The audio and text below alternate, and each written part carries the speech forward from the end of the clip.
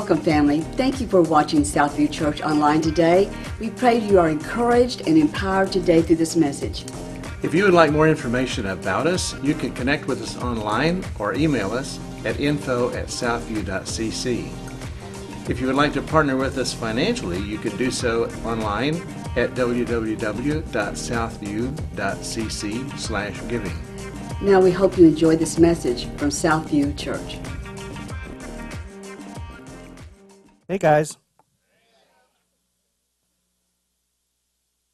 Give me a second to get set up here. So we're gonna go on a little journey today. You're gonna need to probably fasten your seatbelts. It may get a little bumpy. We're gonna go on a journey, and the ushers will bring refreshments halfway through, and I'll try to get you early to our destination, but our destination today happens to be your destiny. So it may get a little bumpy, but buckle in. And to kind of take this flight, we're going to have to talk about a few things. We're going to have to talk about the most compelling thing about Jesus that we usually ignore. We're going to have to talk about Taylor Swift lyrics. We're going to have to talk about the human Bible. We're going to have to talk about beating up the bad guys. We're going to have to talk about pandemics. And we're going to have to talk about the Greek word enabremisato, which sounds kind of Italian in honor of Pastor Mark, but it happens to be Greek. So buckle in for the next few minutes, and we'll go on this journey. So, one of the most compelling things about Jesus is one of the things that we most ignore in our lives. So when we think about Jesus, a lot of the time our focus and attention boils down to the last couple of days of his life. And there are reasons for this. Good ones. The last couple of days of Jesus' life, of course, is the story of Christ's passion, right? Jesus' death and resurrection, which also happens to be the story of our salvation. So obviously, we would focus a significant amount of our attention in this area. But we would have to admit that if we focus our attention on a couple of days of anyone's life, we don't have the whole story. Right, so if we were to pull somebody out of the audience and say, tell us about the 2 greatest days of your life, we would learn a lot of stuff, but we would not have the essence of that person's life. And so focusing only on a couple of days of Jesus' life primarily is missing large portions of the story. And then when we do focus on the backstories found in the Gospels about Jesus, we focus almost exclusively on a certain aspect.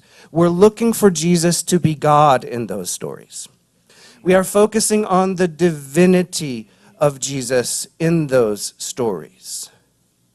And then all of that proves that he is who he says he was, and we follow that winding path down toward the last couple of days of his life. In doing this, though, we are missing what is deeply and probably most compelling about Jesus, his humanity. Now, don't misunderstand anything that I'm going to say today. Jesus is God. One with the Father, no doubt about it. I'm in no way diminishing that. But we focus on that while suppressing and diminishing his fully human status. And the Bible tells us that he was fully, like full-blown, absolutely, completely a human being. So we suppress that in favor of the divine status. And then we have to look and understand that we essentially do the same thing to ourselves. We suppress and diminish our humanity. Right? So we come to faith in Christ. And then the big question is, now that my eternity is settled, what am I supposed to do with my humanity? Now that the whole picture is settled for me, what do I do? And our humanity becomes something we try to manage and endure. And we become at war with ourselves over it until we can put ourselves in a fairly narrow lane, a pretty narrow box that tells us if I can just walk this line, if I can just be a good little boy and a good little girl, then one day this endurance will be over and I get to die. And graduate into eternity with God, where I no longer have to deal with this sin-infested cesspool of a species I find myself a part of right now. And then we live that way, and it doesn't work. And there are reasons that it will never work. Several of them I want to talk about today. The first one is that we, as a species, as humanity, are created in the image of God. Okay, so we are like God. He has put his breath in us, and it matters that we are here. So if we go to the book of Genesis, back to the very, very beginning of the story, we have this glimpse.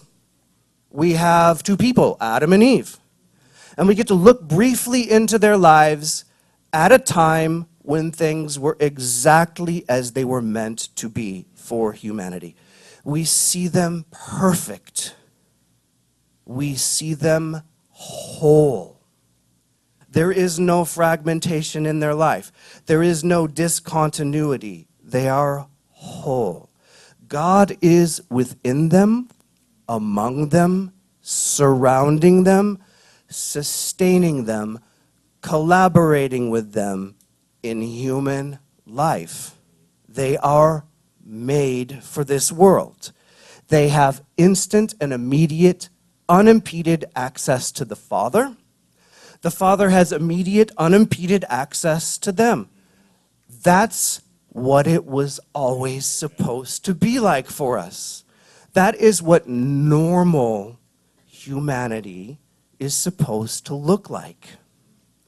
That's the design.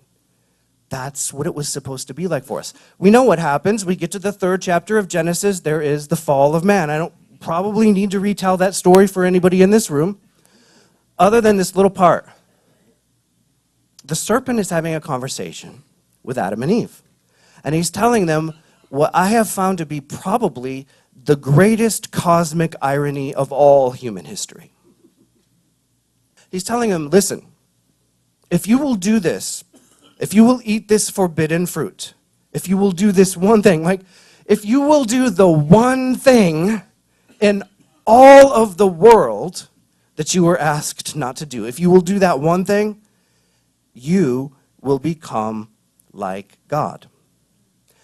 The great irony in that is that they had somehow forgotten that they already were. So they ate. And as the juice of rebellion flowed into their souls, a fragmentation happened. A chasm was carved. No longer were humanity and divinity intertwined, occupying the same space at the time in perfect union, wholeness, and fellowship. No longer were things as they were intended to be. A trade was made. Perfect union with God in exchange for the knowledge of good and evil. A completely different reality was formed. No longer were we in union with God, we were separated from God, and we've been using the knowledge of good and evil to try to recreate this perfect state that we would later call shalom on our own terms without God. But it can't be done. We're still trying to create this state, and it still cannot be done. Excuse me. Caught a cold when I was in California speaking last week. So pardon that. No longer were we in a state of shalom. We were separated from God. That is not what we were created to be, though. Humanity always mattered to God. The second reason this kind of, just try to be a good little boy, just try to endure this humanity, just try to escape from here and get out of here, won't work, is Jesus. Jesus is known as Emmanuel, God with us. If this is a hopeless, sin-infested cesspool of a species that has absolutely no hope, why come to be here?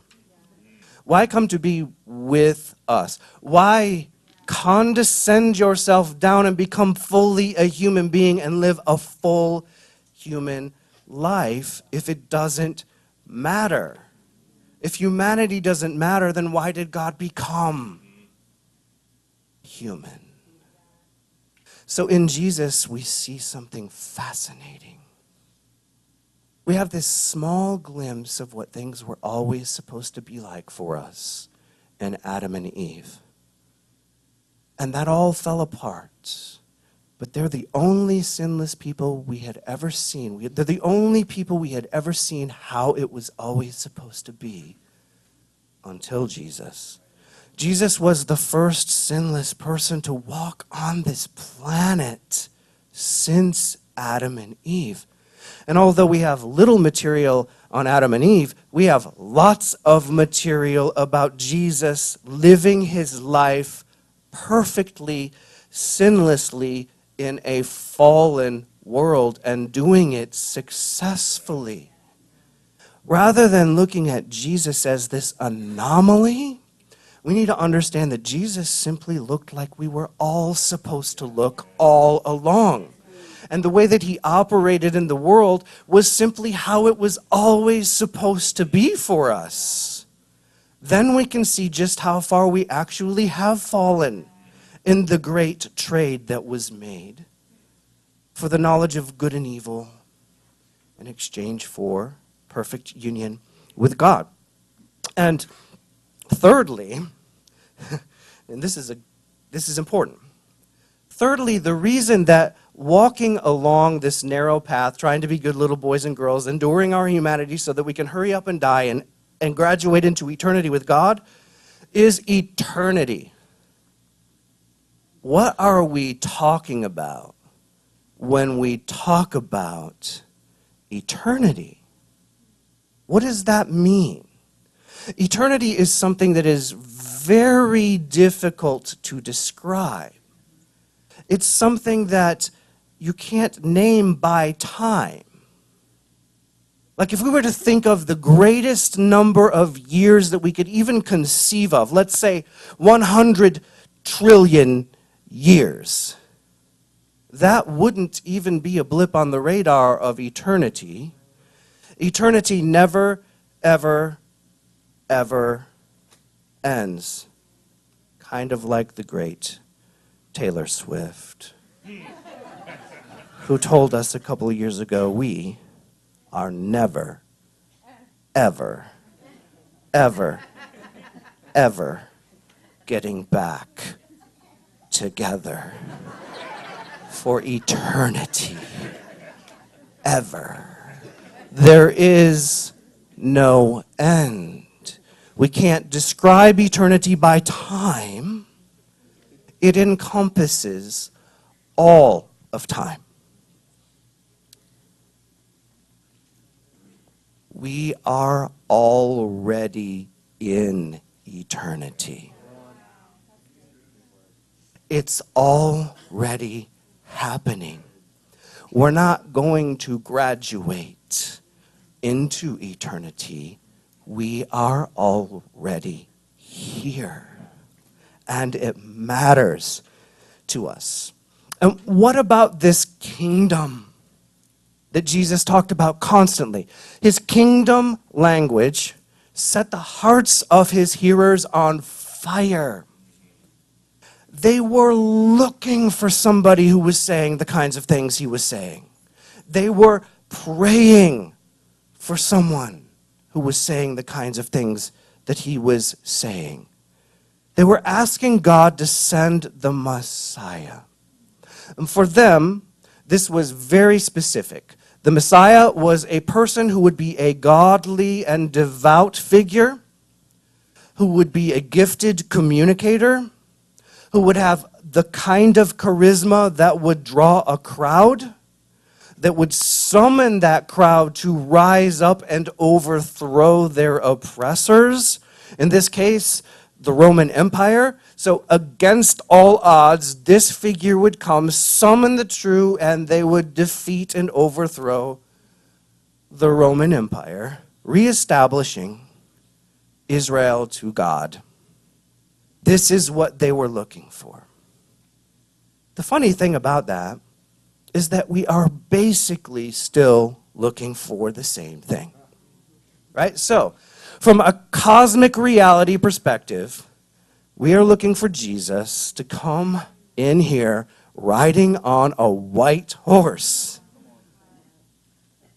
and beat up the bad guys and establish his kingdom where he will rule and reign forever, right? And amen, let it be so today. But we have to wonder, where is he going to do this? If not on planet Earth, among humans. Humanity actually matters to this kingdom. Now, Jesus was asked directly in the Gospel of Luke about the kingdom he was talking about. Because the Pharisees and everybody was watching Jesus at first. It wasn't an antagonistic relationship at first. He was saying all the right things until he was no longer following tradition. So they're asking him, when? When is this going to happen? When? What will be the signs? How is it going to go down? When will this happen? And he responded to that. And it's funny, the way that he responded to that. He said, this is quoting Jesus, "The kingdom of God is not coming in ways that can be observed." No one will be able to say, look, there it is, or over here, here it is. For the kingdom of God is within and among you. In other words, this kingdom that we keep waiting for is happening right now, already. It has already begun. And yes, we have not reached the fullness of this kingdom, but it has begun, and it's been going on a long time, and it's a very human thing. So when we suppress and diminish our humanity, hoping to escape it, we are missing why we are here. We are a part of the kingdom of God in this world right this minute, and it matters. Now, let's think about the Bible for a second. The Bible is a very, very human book. Now, I'm not saying in any way the Bible is not inspired by God. It is. If you take people out of the Bible, though, you are not left with a linear biography of God. You are left with something that makes no sense because it has no context. Because the context is humanity. It matters to God. His kingdom matters to God. This is not something we're trying to escape. This is something we are supposed to be bringing. And this happens in every thought, word, and deed of our lives. The problem that I have with having a conversation like we're having today is that I cannot leave you with a recipe that you can walk out the door with. I cannot give you the 5 laws, right? The 4 precepts, the 9 principles, that if you will do every other day, every other month, it will work for you. That's not what we're talking about here. We're talking about our humanity itself. Everything that makes us a person. Every thought, word, and deed of our lives is affected here. So, let's take words for example. Husband and wife are having a conversation. Something gets said with the wrong tone of voice. Something gets misunderstood. Anybody know what I'm talking about? I've heard of that kind of stuff.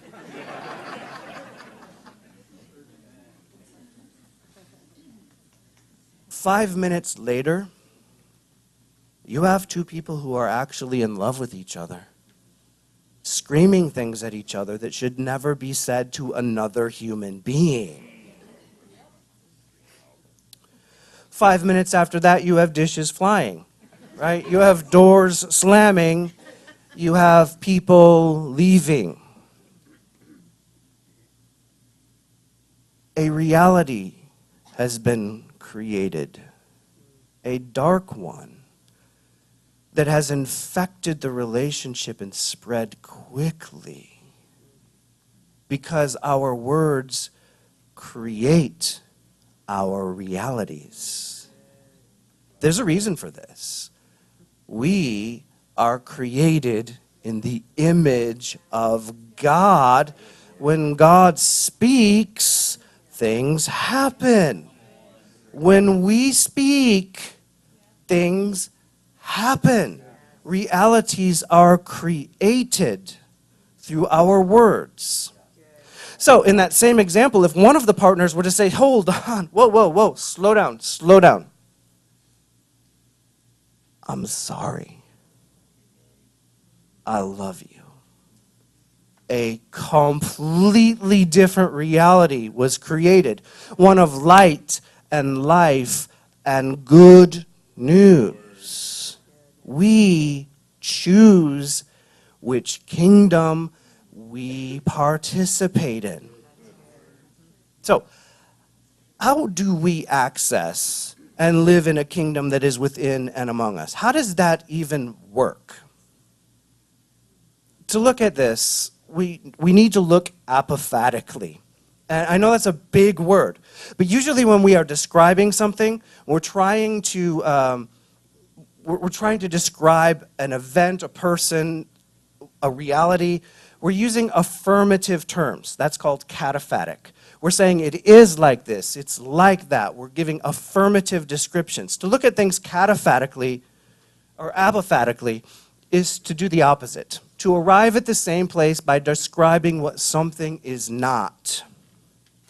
So if we were to say that the kingdom of heaven is light and life and good news, then the opposite of that would be death and darkness and destruction, which happens to be a pretty good description of the kingdom of darkness in this world.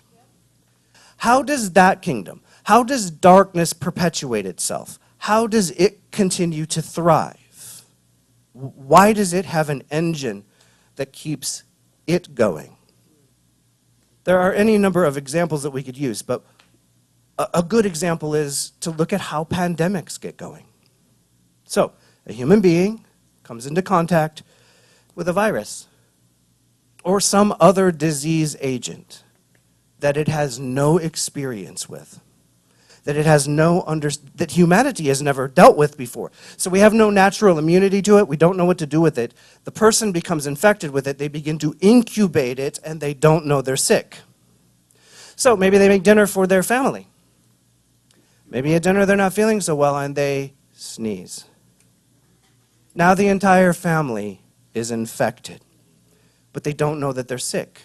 Kids go to school the next day. Maybe they're not feeling so well. Maybe they sneeze. Entire classrooms are now infected, who then take it back to their families and infect their families, and no one knows that in 1 week they will all be dead.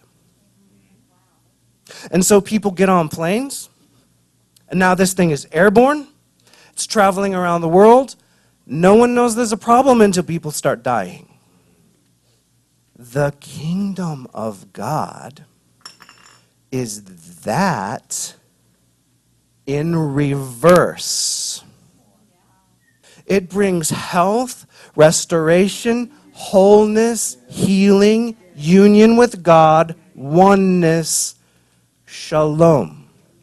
And it is infectious and spreads because it's what we were made for. It's how it was always supposed to be for us. It restores us to the state we were created to be in. And it's a very, very human thing. So, of the many examples found in the Gospels that we could use to describe how Jesus operated as a human being in this world, in his kingdom that is in and among us, maybe the events that happened in Bethany are most appropriate. So, there were two sisters. One was named Mary. The other was named Martha. They're kind of famous. Mary is the one that would sit at Jesus' feet and absorb his teachings and just listen to him, while her sister Martha was the one kind of busy doing all of the work. Those sisters, they sent a message to Jesus. Our brother and your friend, Lazarus, is very, very sick. Now, it took some time for the message to get to Jesus. They couldn't just text him. And by the time the word got to Jesus, and he finished up what he was doing, which took a couple of days, and he began to move toward Bethany, Lazarus had died. So when Jesus comes upon the trail that leads into Bethany, and Bethany is this little village, it's still there. It's this little village on the Mount of Olives that was essentially a suburb of Jerusalem. So when Jesus comes walking up the path, word spreads. It's just a little village. He's a popular rabbi. The sisters find out he's on his way into town. It's interesting because Mary, the one that was absorbing all of his teachings, she didn't get up to find Jesus. She stayed where she was. It was Martha. She's the one that ran out to find Jesus. And when she did find him on the trail, she fell down before him and she said, "If you had just been here, this wouldn't have happened." All of a sudden, we are in this story. All of a sudden, it's starting to look like our lives because we've all held that sentiment. We've all said those things. If you had just been here. Jesus, if you had just been here, my marriage wouldn't have fallen apart. Jesus, if you had just been here, I wouldn't have lost my job. Jesus, if you had just been here, this wouldn't have happened. Right? So all of a sudden, we're in this story. Jesus responded to Martha. So since we've all held this attitude, we should probably listen because this is God's response to that. Jesus, with compassion, looked at Martha and said, "Lazarus will rise again." Okay. Martha essentially dismissed the whole thing. She said that she knows Jesus is God's son and that Lazarus will rise again at the resurrection, back into eternity. She has no idea that Jesus is talking about anything immediate at all. She defers and suppresses the whole thing like we do constantly. So Jesus responds to that. He tells her that he is the resurrection and the life, and that which has died will live even though it has died. Which is an incredibly cryptic thing to say to a grieving woman. So what's going on here? Now this story that we thought we knew so well has complications. What's happening? Mary, the one who didn't come out to find Jesus, she finally does get up and comes out to find Jesus. She falls before him and says the same thing. If you had just been here, this wouldn't have happened. And this is where we encounter the shortest verse in the Bible. Jesus wept. And of course, he's human. He's sad. Of course, he has empathy toward the village. He has empathy toward the sisters. Of course, he's grieving himself. But it probably goes more than that, because Jesus had an understanding that Lazarus, his essence, his spirit, his voice, his being, was missing from the world. And it was never supposed to be that way. And he understands the loss like we understand the loss when we lose someone. But the scriptures say that there was kind of more to it than just Jesus wept. The scriptures tell us that Jesus was troubled, that he was moved in his spirit. The Greek word, anabramisato, literally means he was angry inside. What's that about? There's a lot of things in this story that aren't making a lot of sense. What's going on here? So Jesus asks to be taken to the tomb. Everyone's following along, right? Jesus is the popular rabbi. It is a small village. Everybody knew Lazarus. The sisters are leading Jesus to the tomb. When he gets to the tomb, he says something essentially unthinkable. Open it up, he tells them. Now, they're all looking at each other. Even today, 2,000 years later, we are not customarily used to opening up graves. So it's no less weird now. He's asking them to open up a grave. We have the benefit of understanding how this story goes, but they don't. They don't know what's going on. So it's Martha, the one who ran out to find him in the first place. She steps forward and she says, Jesus, the thing is, Lord, he's been dead for 4 days. He stinks. It's here that we begin to get clues about why Jesus is troubled, why he's so upset. Because in response to that, he says, didn't I tell you that you would see the glory of God in all of this if you would just believe me? And then to clarify what he wants done, he tells them, roll away the stone. So a couple of the guys probably grab their cloaks and put it over their noses and start shoving the stone away, expecting the fresh, wet, pungent aroma of human decay to come spilling out of the cave. And then they stand back. Because what's going to happen here? The only thing they can imagine that's going to happen is that Jesus is going to go into the tomb. Rabbi or not, clean or unclean, he's going to go in there with the corpse and pay his respects and show his love, which is a very noble statement. But instead of stepping into the tomb, Jesus calls out, Lazarus, come out. Okay. Let's all become villagers for a second. We're all in Bethany. We know of this rabbi. We know the sisters. We saw Lazarus dead. Jesus has just opened up the grave and called the corpse of Lazarus. We don't know how much time went by, but a few seconds at least. 5, 10, 15. If you're one of the villagers, what are you doing? You're looking at the tomb. You're looking at the rabbi. You're looking back at the tomb. You're looking at each other.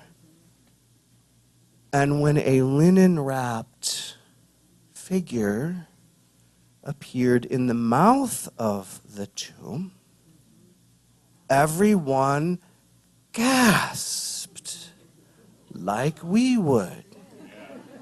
Some of them probably said loud, long expletives about human waste, probably with the word holy in front of it, like we would if a corpse came out of a tomb, right? Somehow, what had died lived even though it had died. Exactly like Jesus said was going to happen. Think of your own heart. How have things been this week? How has your summer gone? How has it been this year for you? What has died in you?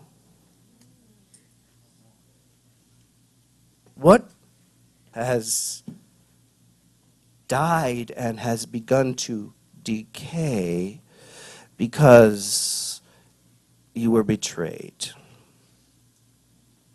What is rotting inside of you because you were abused?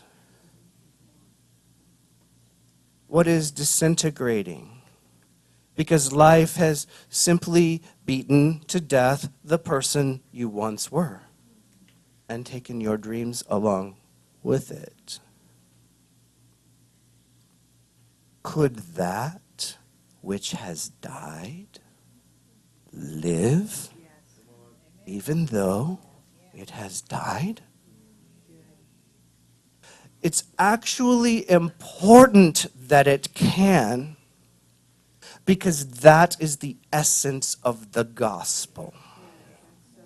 Resurrection, restoration, wholeness, union and intimacy with God, shalom. It is important that that which has died in you can live even though it has died, or the gospel isn't true. So I'm going to pray, and I'm going to invite the prayer teams to come up. Now here's the thing. I know, I'm going to pray, we're going to be done. That's how church works. I don't know everyone's story. So you may have been walking with Jesus for the last 50 years. You may have begun to walk with Jesus a couple of years ago. You may be here exploring what the fuss is about, but you haven't been able to get past Jesus' people to find Jesus, and you're not sure. It doesn't really matter. Today can be your day. That which has died could live even though it has died. And it's important that it does, because what we are talking about is restored humanity. You remember that couple of days that we focused so much on? Jesus lived his whole life showing us what humanity can look like, and then he spent those 2 days making that all possible. It is all possible. The invitation of the gospel is that this fragmentation that you feel in your soul, this broken heart that is fragmented, that you feel inside, these dead places that are decaying in you, they can be knit back together. There is no divide anymore. There was a chasm. Humanity and divinity were separated from each other. They are not separated from each other anymore through Christ. And so when we come to Jesus, a reintegration happens. We aren't separated from God. We are collaborating in union with God again. Humanity and divinity occupying the same space at the same time. Now, that might sound a little bit far-fetched, but no more far-fetched than the reality that Jesus was the human God. Fully God, fully human. And he can make us fully human again. That's the offer. That's what we're talking about. Not clubs, not stereotypes, not subcultures. Restoration of your soul. We're all looking for this, and it's infectious because we're made for it. Where is Jesus? Those of you who know him, when you accepted Jesus, where would you say he is? In your heart, inside of you. The divine within the human at the same time, in the same place. That's real humanity. That's true humanity. That's what it looks like to be Christ-like. That's the offer. So Jesus, I want to be whole. I want to be well. I want to be in union with you. The Bible has the audacity to tell me that the same Spirit that raised you from the dead lives in me.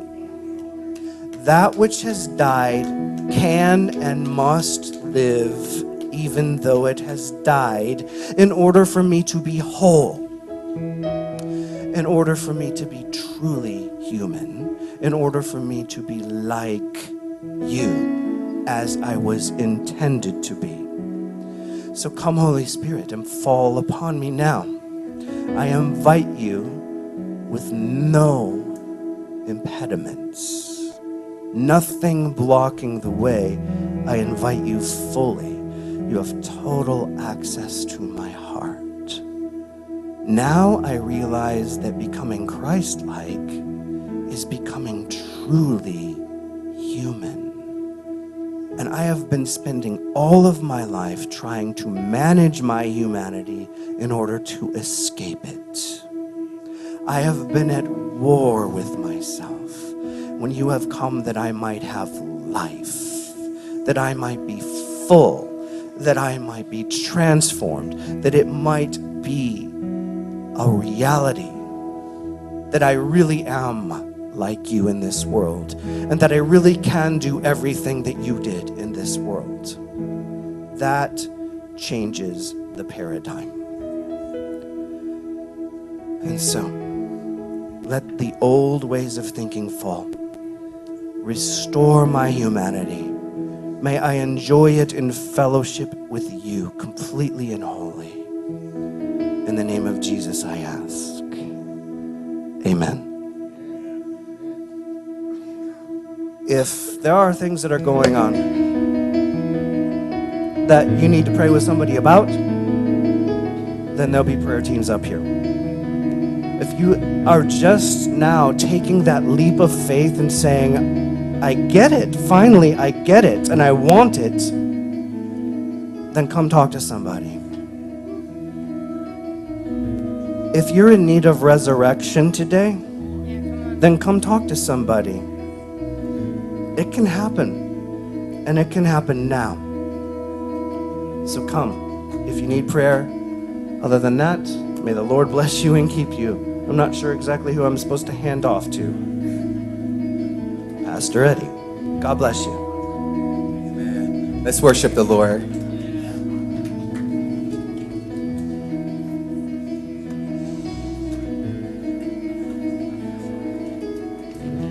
You stood outside my grave with tears still on your face. I heard you say my name, and my night was turned to day. And you came.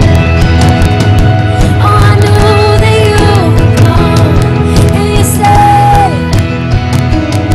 And my heart it welcomed. I'm not afraid. I see your face. I am alive, and you came.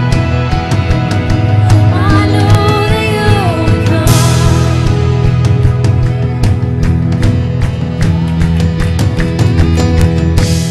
You said death's only sleeping.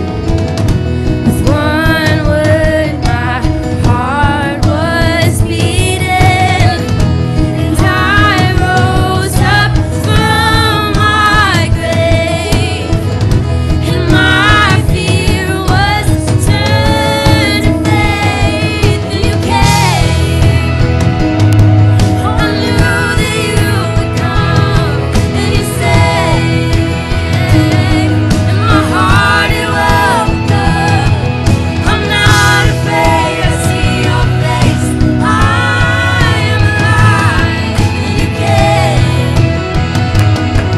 I knew that you would come.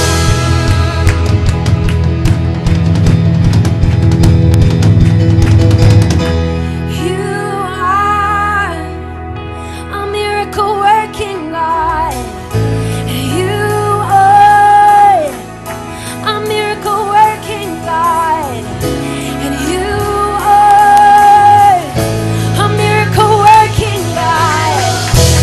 You are a miracle working God.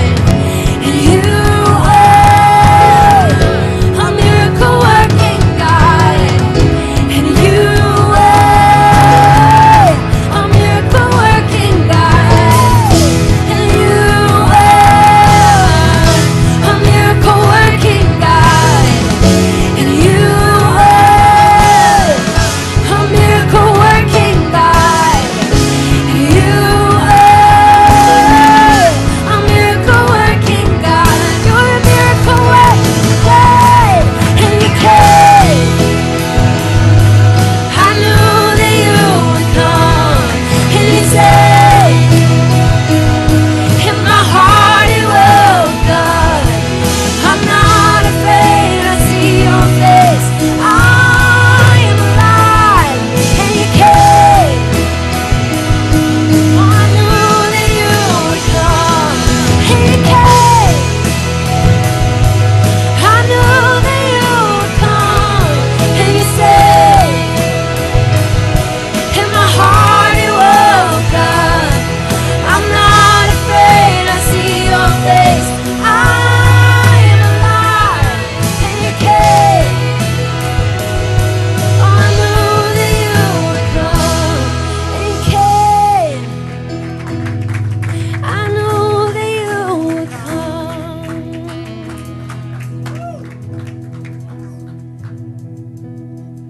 Let's give Pastor Brian a hand for that awesome message today. It just resonated in my spirit so much what he was talking about. If we could grasp the concept of what Jesus did for us, that he walked in his humanity, understands everything that we have gone through. But like that Pastor Brian was saying, we're not just like so busy trying to escape, but if we walk in the true humanity that Jesus created us, we will walk in our destiny. We will walk in our purpose. And we could maybe change the atmosphere. We could change our family. We could change our future. We could even change the world like Jesus changed the world. So my prayer is that we just grasp what Pastor Brian was talking about today, what Jesus did for us, the truth of the gospel and who we are in Jesus Christ. So thank you, Pastor Brian. Thank you for sharing that today. We are going to take up our tithe and offering right now, so I'd like to ask the ushers to come forward if you would. I've been thinking about something that Angela spoke on Friday night when we were at Place of Hope. And when we write our tithe checks, God is looking at our hearts. He looks at our hearts. He doesn't count how much we're giving, if we give a little, if we give a lot. We know the Bible prescribes what we're to give, and we know in our spirits what we're supposed to be giving. But God is not like looking at your checkbook and making sure you're writing your check for your 10%, because he's looking at our hearts. I mean, when we're giving, are we giving faithfully? Are we giving with joy? Are we giving with thanksgiving? Or are we giving like with a grudge and, oh, I got to do this, or out of obligation? Because that's not what God wants from us. No matter what it is that we're given, he just wants our hearts. So we need to be faithful to that, faithful to him who gives much to us. Because it says when we are in the word, when we're faithful with little, he sets over us much when we are faithful or little. 30, 60, 90, 100-fold. Because that's how God works. He's just looking at the heart. So I just want to pray, Lord, as we give to you what is already yours anyway, Lord, I pray that we give with a joyful heart for all that you have done for us, a thankful heart for all that you have done for us, Lord. Purify our hearts. We honor you this morning with all that you've given us. We bless each and every person in here. And I pray this in your holy name. Amen. You can also give out in the lobby or by text. Thank you very much.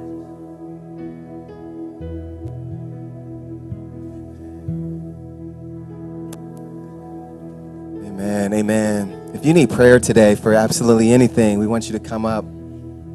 For Jesus loves you so much, and he's for you. He has a plan for your life. If you come in here and you feel empty, or you feel like there's a void, man, we would love to pray for you. If you don't know Jesus today and you want to make that commitment to follow Jesus, the Son of Man and the Son of God, fully human, hypostatic union, if you want to make that relationship with him affirmed and have that eternity with him, we invite you up. If you want to be filled with the Holy Spirit, we invite you up to experience the Father and the power of Jesus and to walk in the greatness that he has. If you want more from Pastor Hardin, he has an awesome book here called Sneezing Jesus, and you can find it is available in the tent, so be sure to grab your copy. It's awesome book. Amen. Sneezing Jesus. I love that title, man. I just love the fact that you're everything that I'm not. Like, man, super wise and chill and just like total inflection, and I'm like, all over the place. It's just such a blessing, man. Thank you. I just want to pray and speak a benediction and a closing over this house and over you guys. May the Lord bless you and keep you. May he make his face to shine upon you and be gracious to you. May he lift his countenance upon you and give you peace. May the strength of God go with you. May the wisdom of God instruct you. May the hand of God protect you. May the word of God direct you. May you be sealed in Christ this day and forevermore. Amen. Amen. You all be blessed. Amen. Thank you.